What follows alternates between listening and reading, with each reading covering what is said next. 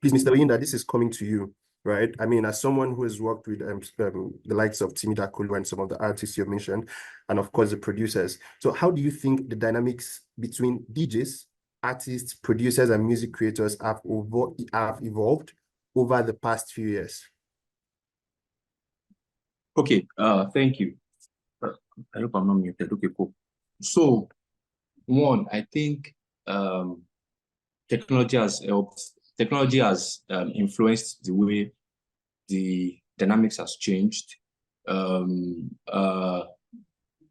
the times that we are in, because okay, so for example, the last album that we dropped for Timi, I mean, Timi is always a lone guy. He's a guy that virtually all his production is Obams likes. But we decided to, you know what, let's use other producers. We found this producer that we were using, and one of the best collaboration we had on the album is the song he had with Patoranking. And for some reason, that's it was just moving in from a soulful artist to some kind of a reggae artist. So, one, I said technology. Technology has changed the dynamics of how people collaborate. If you look at, okay, so for DSPs, before you can even collaborate, you can say, okay, let me see who I want to collaborate with. Let me go and check the data of such artists and the likes. And before now, you can't do that. When you go to Alaba, in the Alaba days, you just go to Alaba, you go and drop your song, you drop your album or something, and you get paid and you move on. You don't know any metrics, you don't know, there's no data to it. But right now, because of technology, you can say, I mean, I was talking about the South Korean guys. Because of technology now, I can say, this is the numbers coming out of South Korea, and I can say, Timi or Notboy or Obams, let's go to South Korea, let's do something with them. This technology has played a decent role in helping us shape how we collaborate right now, either with a producer, either with an artist, or even a songwriter. So technology has really helped us, because you can also go on any of these DSPs and say you are looking for a particular songwriter, and you can check their page to see what they've written. You can listen to it and say, okay, I think I like this songwriter more, and you can easily reach out to it. So I think technology is the main thing that has really changed how the dynamics of collaboration right now.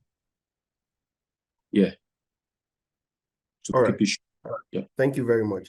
So I'd like to refer this particular question to Ike, because he made a statement about we selling our industry to the world, right? So the question is, what role do regional scenes, Lagos, Seoul, Nashville, play in shaping collaborative projects, and how do these scenes influence global music trends? I mean, you also said something about the fact that you got to realize early that your sound will sell better in French countries. So I think you should be able to point us correctly towards this aspect.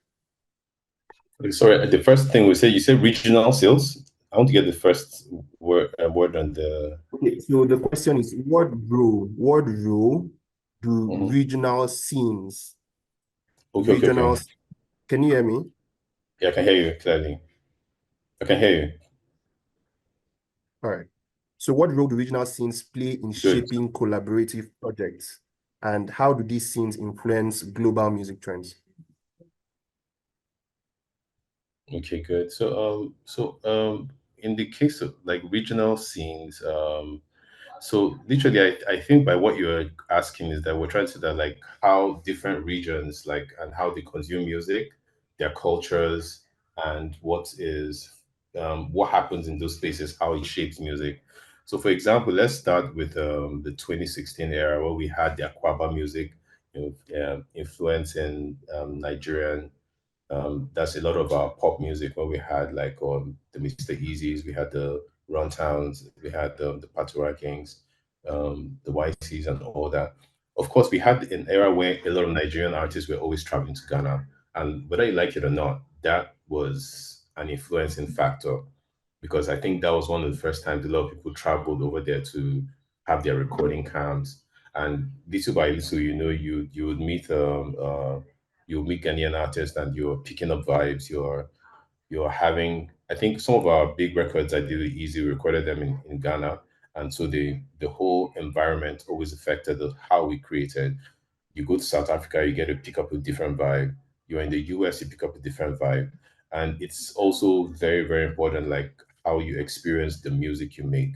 When you go to the nightclubs, when you go to different places, you go to the bars, and what you're listening to, it affects the kind of music you create. I know that there was this period in Nigerian music where when an artist wanted to make a hit song, he would just tour 5 clubs and see what is moving people. I'm sure all artist managers know that this is one real thing. Your artist goes to the studio, he hears stuff, and when he comes back, he's so pumped up. Like he can wake up the producer at 4 a.m. I'm like, let's start now. Because it's and then you also go to a new region. For example, you go to like a Nashville, or like you mentioned there, and you see what they are bumping to, and you're like, this sound is very big here. Why don't I infuse this into my music? It could just be maybe a guitar, it could be maybe a drum pattern, it could be something. And then these are how these fusions are created, and that's how we got here. If you think about like Afrobeat kind of like metamorphosized, we kept going. There was a period that is like as if Afrobeat was having this dreamy sound, and I think that came a lot from US influences. When you listen to all the Lil Durks and co, like there's this kind of dreamy sound in the melody. We brought it into Afrobeat. Omale does it well. Big Tony does it very, very well. Joe Boy does it well. Fireboy does it well. So these are influences that came in subconsciously. And you go to maybe like let's say you go to France, for example, and you're hearing their style. It's I think it's the style of the Afrobeat is influenced a lot by. It's like there's a fusion between it and what's that sound? What's that? There's this traditional sound that you get in most French countries. You can hear that influence, the melody, the way the guitars are played, um, and all that. So all those influences are merged in our music.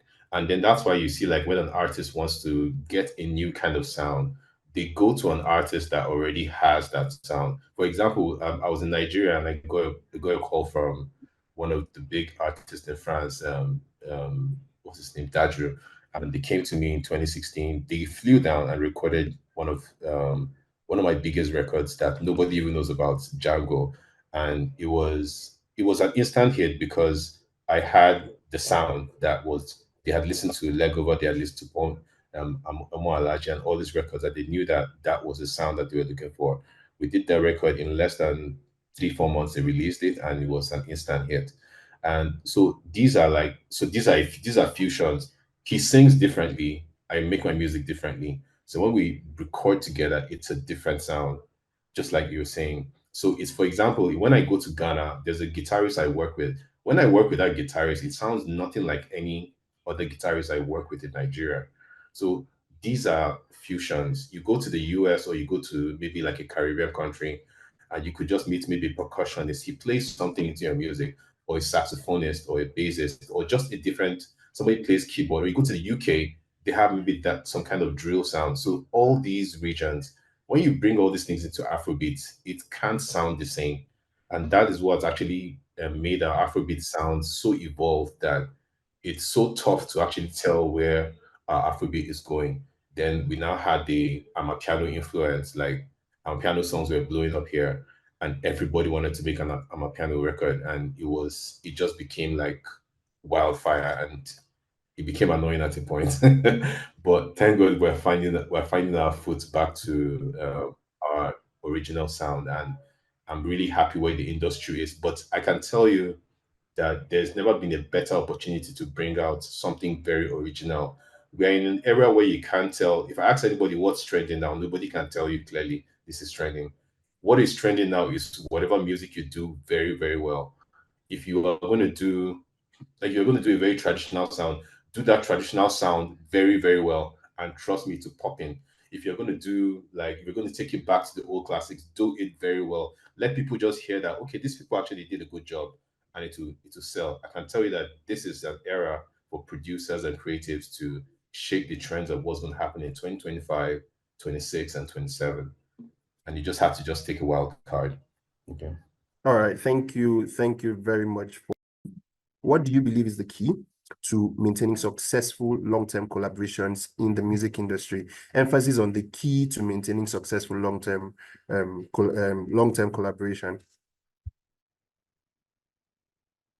All right, hi William. Yeah, thank you for that. So I feel like so far we have been able to establish the importance and the point of collaboration, right? And honestly, I could remember Omar and a number of us highlighting these creatives usually receptive to these things. Yes. So if we have to ensure this continues, we have to create a need. They need to see the need to a common goal on why we need to collaborate. Because if they don't, trust me, talking from the A&R standpoint, I tell you for free, take it to any bank to cash out, that artists are not the easiest product to work with.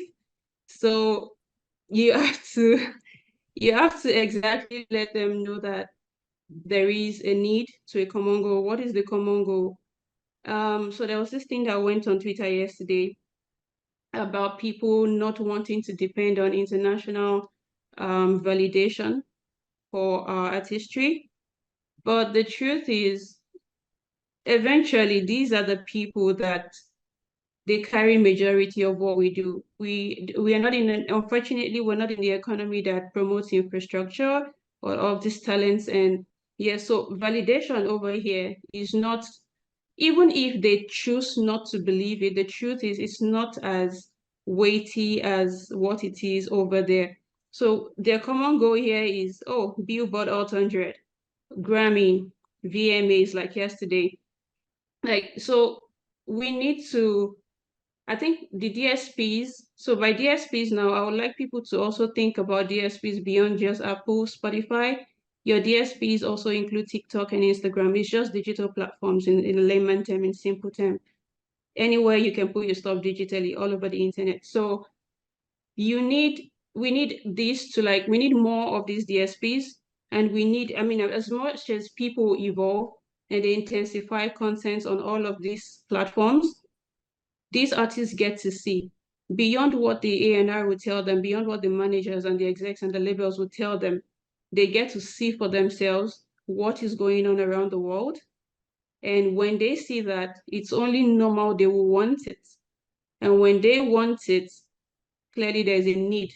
So, I mean, you see an artist seeing a video and then they're inspired, and the next thing they pick up their phone and they're calling the A&R like, yo, I just saw something. We need to recreate that. I have an idea. Okay, but how do we get it done? You need this. Oh, we need this artist to shoot it. We need this producer. I think this producer can make it work better. We need this particular, everybody, then we start together, then collaboration starts. And like I said earlier as well, artists as well, they've seen the importance to a lot of these creatives that is beyond what they originally represent. It's beyond more than their primary tag. I am a producer, you're more than that. I am this, I'm a songwriter. Also, we've seen how we've been able to let people know that songwriters are not just behind the scene guys. They literally do like most for this music. The fact that they are not as recognized as the artists don't make them any less important to the game. So everybody has this knowledge, and as long as we continue to let them know how important all of these things are, they will want to collaborate. So again, what is the key? More DSPs. I don't think that the likes of Pandora has very much entered the Nigerian market. Hayat Radio. There's a lot of other platforms that go like the I think in Korea they have like how many DSPs now? Because in Nigeria we probably just talk about Apple, YouTube, Spotify, TikTok. We wrap up. It's more than that. If we have more of these guys, thank you to Mdundo, more of the penetration into the market. When we get more of these guys, eventually the creatives will find somewhere comfortable. A lot of them didn't even like TikTok. That's the funny thing when TikTok started in 2020. But as of now, I can tell you for free that 80% of these artists live on TikTok. They get the ideas from there. And once they get something they're comfortable with that eats into their creativity or their artistry, they come running to the label. We start the ideation, execution, collaboration. So I just think it's more advancement, and we need more of these guys to just come here, especially to the these cities. Like the question you were asking before this one, the capital cities. Why those capital cities? Because they are more advanced. Do we have the most population in Lagos in Nigeria? No. I mean, we have the northern states with more population, but when you talk about advancement, it's Lagos. Same thing applies to any other country you can talk about. In America, everybody wants to go to what? New York. But when you now start talking about some city that breed music, you talk about Nashville, right? Also, every other capital countries, they're like the heartbeat of the country. Advancement. The key here is advancement. And how do we get this advancement? Technology. What type of technology? DSPs regarding music. So everything just goes into the cloud. People get to, they have their privacy to see what they want to see that can help their brand. You know, oftentimes so these creatives are very receptive to hearing what somebody else has. They just tell you don't believe in their dreams enough, you don't understand it. But when they see it themselves on any of these platforms and they just get the idea themselves and they come running to you with that idea, they feel like they're in control of their artistry, and that way they feel more powerful, and it's fine, it helps their brand. So like I said, it's basically technology advancement. Yeah, thank you. All right, thank you very much for that answer. I don't know if any other person wants to say anything as regards that before. Okay, Omar. Yeah, so that's actually very, very cool. So that's even one way to think about it, right? Because me, I was now thinking about it from the POV of execs, right? I think it's just for everybody to know that like what you're saying is what you're doing, right? So if you hit me up, oh, how far? I would like make my artist collaborate with your artist. This is what we have currently. This is what we can give, right? What you're saying checks out, because there are a lot of conversations where you have an artist that's probably collected an advance, right? Your artist has gone to buy a car. This even happened to one of my producers, right? So he collected an advance. Then we kept on doing it back and forth as to why they are going to pay him for production.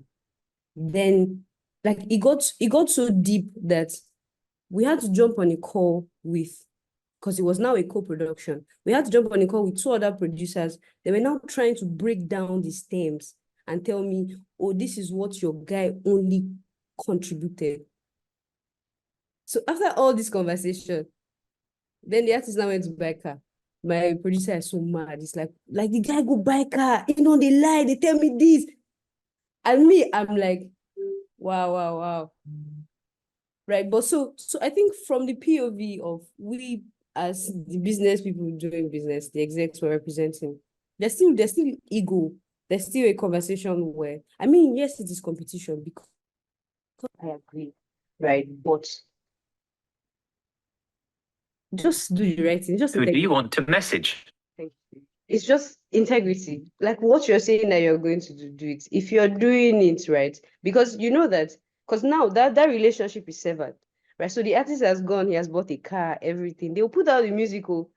Like the conversation even got deep that the guy was telling me. He said, oh yeah, that if my artist posts, he's not going to post on his socials that your guy produced the song. And in my mind, I'm like, is that why I should not collect my money? Is that what you're trying to tell me? That's why I'm not going to, okay, pay my money, right? Pay my money. So far, you're going to give me credit on the platforms that are important to me and my clients. Do you understand? So, like everything that you're saying, and I think the reason why I think it is big is because everybody, when it comes to your own turn to have a conversation, you want to collect 60%. I want to do this, I want to that, right? You don't ever think about it that, okay, if I'm on this other side, what is something that is fair? Because this is not even. So me saying this and me doing this is not fair. It's not fair to other people that you're doing business with. Do you get? Then I think I have one question just to throw back to Mandy and Williams. Then you can go on. The question is regarding DJ mixes. I feel a little bit of a bias about DJ mixes. The reason is I don't think Apple Music should allow DJs to put mixes on Apple Music, because when you compile 30 songs, yeah, you compile, that's your mix. Who is clearing those 30 songs? How are you sharing? Who is creating split sheets? Because that mix, you're going to make money off of it too. So me, I'll check, and I've seen some people on something that creatives are crazy. So they go to Ozedi courses. There was one creative that went to Ozedi courses beat website, lifted his beat, released a song. I don't know how to respond to that. And featured him on the song. So I was Using AI. randomly listening on shuffle on Spotify. Then God bless that person that day. Spotify now played the music. I heard his tag. I say, I now look at my phone. I say, when we drop this one, I now sent it to my guy. I was like, bro, when did we drop this? Plenty story. So those kind of situations now, you now do a DJ mix. That mix now does like 20 million streams. Where is that money? Who is sharing the money? Will you share for all 30 artists? I think so. That's the question. But I think you and Emmanuel want to add to the prior question. Sorry. I'd allow my senior colleague answer that, but I'm seeing Ikeli's hands up and then Yewande. So Ikeli, please, you can go first. Sorry, I will not really talk a lot about the DJ mixes, but I wanted to talk about there's something you raised about like collaborators and like agreements at the final like release. Like what I found that is very common in Nigeria or in Afrobeat scene is that um we are always doing a lot of contracts are always happening at point of release. And at that point, depending on the status of the artist that is being released, we now start having crossfires between like my label, your management, your lawyer. I know every lawyer in Nigeria is fiery. Like it's just a simple thing. We're just trying to okay, my artist contributed A, B, C, and we demand this. And sometimes I feel like some of the demands are a little outrageous. As a producer and also as an ENR, I think maybe that mix kind of helps me understand what is fair in negotiations. But even when we come in with what is fair, I still find a lot of fiery conversations in this situation. So what I've found to do is that I always like to what I always like to do with our artists, with our empower artists, is that when a song is being created, I find out who's the composer. That's who created it first. We know that that person owns 25%. Then we now who contributed something else. To what degree did they contribute? And then we like to deal with these conversations as the creativity is happening, because I know sometimes you say, "Oh no, these guys are guys." No, but there's no guys when it comes to your lawyers are not guys, because everybody's lawyer is going to go funny. And I've had funny situations that I'm like that have left me speechless for weeks and months, where I can't believe the friction that is going on with something that was a very easy and collaborative. In fact, you even had conversations with the artist that okay, you're taking 20%, I'm taking 30 based on what we contribute. We're looking at the stems, you contributed this, you contributed that. In the area of writing, okay, I wrote the chorus, I wrote the verse, I added 2 lines here. So it's a conversation that should happen as it is as the creativity is going on. South Africans do this thing. They come to the studio with their split sheets, and I look at them like, "What's this? Is mad." You understand? But it's one easy way for us to start redeeming these fights that happen between creatives and labels and management and all that, because everybody's going to want to get a big cake. So, but we can solve this problem by dealing with it as it's happening, as you're creating, as you're adding. You understand? Just deal with it there and then, and let there be an understanding. Even if it's even if it's a voice note that okay, I'm contributing this, I want 20%, I want 5%, or whatever it is. If it's no, then you guys agree and then sort it out before it gets to release stage. Sorry. All right, thank you very much for that. Yewande.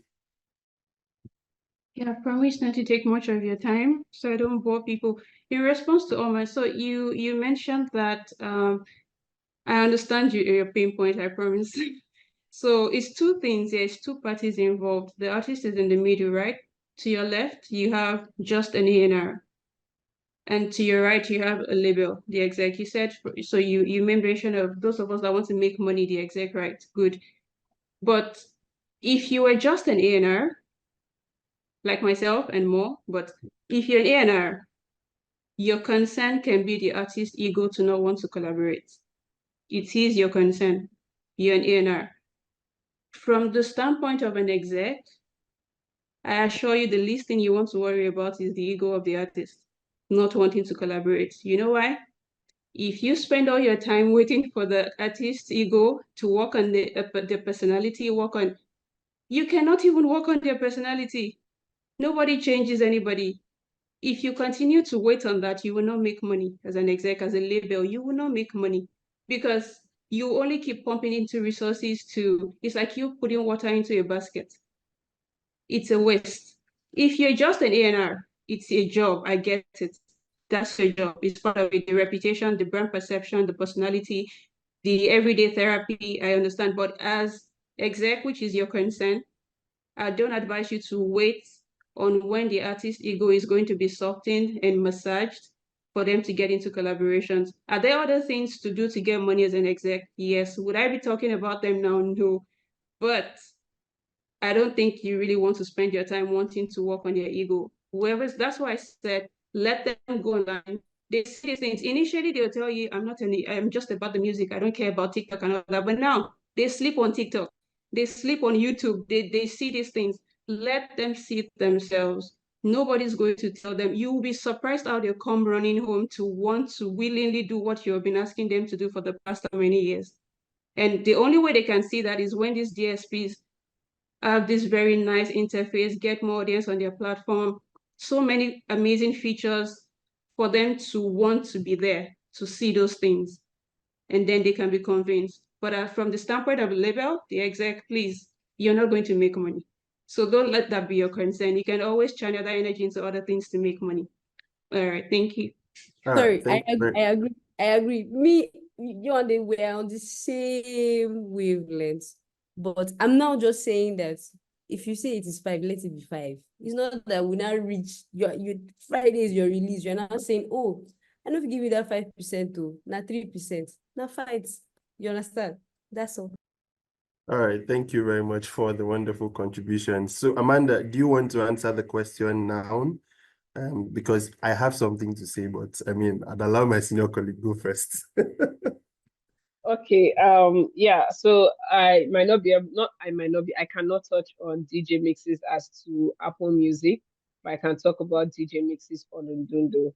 So, I get your question, Choma, and I get where you're coming from, because for DJs to have access to mix artist songs, they need to clear those songs. There are paperwork that need to be done. There needs to be an understanding there. So at Mdundo, what we do is that the DJs only have the DJs only have access to songs that we have access to, songs that we have rights to publish on our platform. So they are working with our catalog. So if you see, that's why we can't just accept any DJ mix. You have to be a DJ that we've either onboarded or are working directly with.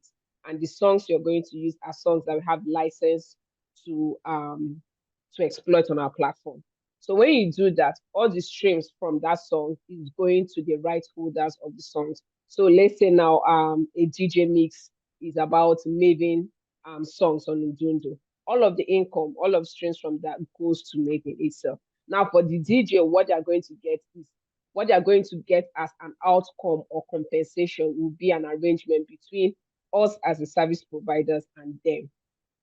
So that way we don't have an issue as to, oh, we didn't agree or we did not accept that our incomes are going to be shared and any of that.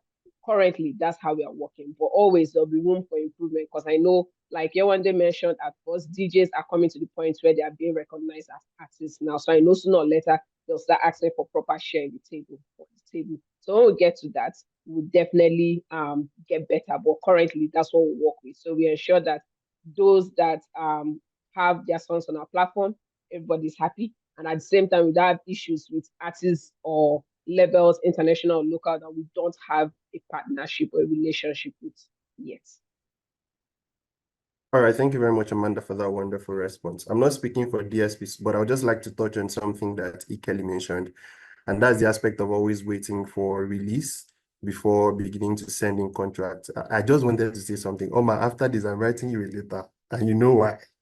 You know why. So I feel it's actually a very important issue, particularly because, I mean, we, the lawyers, are usually not in the rooms when these conversations are had. So I think it's a point where the artist manager will have to, of course, carry the lawyer in the loop of things, as well as also make sure that there's a conversation where the lawyer actually, because the point is, if you send a document to my client and you're telling me that your release is in, say, Friday, and you're sending me a document on Monday, I have other things to do. That is one. Secondly, I cannot just accept your terms, which I wasn't privy to, simply because you have told me that you're doing a release on Friday. We had this issue with my client, and then someone who was doing a feature track with. We had a release for September. They wanted to release in August. My client said they cannot release in August. So we had a lot of back and forth. At the end of the day, we had to stick to terms that favored us. But if it was a conversation we had earlier, before we even got to the whole release stage and all of that, it's something we would have been able to iron out. So I think this should now be a conversation for the artists and their managers, especially, to be able to handle these conversations in such a way that the lawyers are being kept in the loop. Because the lawyers, my point is, I am simply to protect my client's interest. I don't care about what your interest is, fairly, right? Your lawyer is who cares about your interest. So you can't send a contract to me that doesn't protect my client's interest, and I'll just tell my client to go ahead and sign. No, we'll have a back and forth, and until we clear, that track is not going out. So I think that's just a fair point. But Omar, I'm sending you a letter after this. Thank you very much. All right, so with that, I think we've come to the end of the first session. So I understand there's meant to be a very brief presentation, and after which we'll carry on with the second lap before we get to entertain questions and, of course, close. So please, over to the Mdundo team.